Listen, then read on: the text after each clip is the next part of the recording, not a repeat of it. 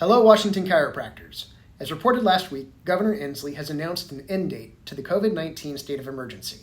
The declared state of emergency will end on Monday, October 31st.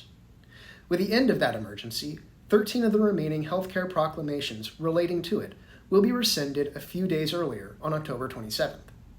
This includes Proclamations 20-06, 10, 16, 17, 18, 24, 32, 36, 52, 59, 65, 66, and 74.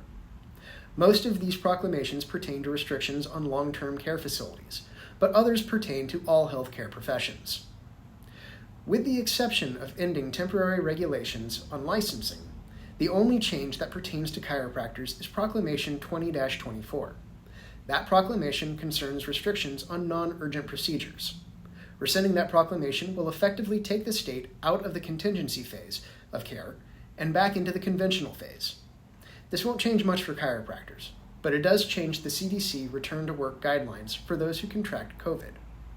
Now, instead of being able to return after 5 days if asymptomatic or with improving symptoms, healthcare workers will have to wait 10 days without a test or 7 days with a negative test to go back to the clinic.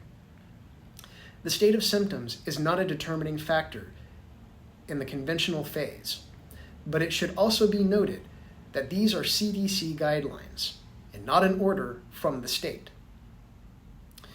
Notably, the mask mandate will remain in place until the Secretary of Health orders otherwise. The WSCA is currently in discussions to have that mandate lifted in small clinic settings. We will notify the profession when that mandate changes. Also unchanged are the clean and screen order and the expanded online CE allowance. Both of these provisions are controlled by the CQAC. Now, at its most recent meeting, the Commission voted to extend these guidelines. However, that meeting occurred before the governor's recent announcement. So, while the profession will soon receive a newsletter from the Commission regarding the extension of this requirement, please keep in mind that this is due to the timing of its last meeting. The Commission will meet again soon to address this incongruency and to clear up any confusion.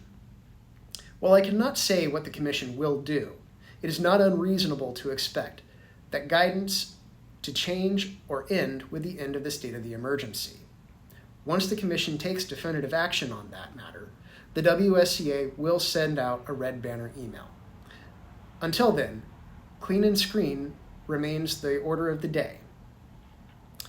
As I said last week, although this news is not everything that the profession wants to hear, it is nevertheless good news and should be taken as such. It means things are moving in the right direction and that we are on our way back to the pre-COVID way of doing business. The WSCA will continue working toward the removal of any remaining practice restrictions and notify the profession of any changes as soon as they are confirmed. So continue watching your newsletters and red banner emails for updates. Guiding you on the complex path out of the pandemic is one way the WSCA is helping chiropractors help patients.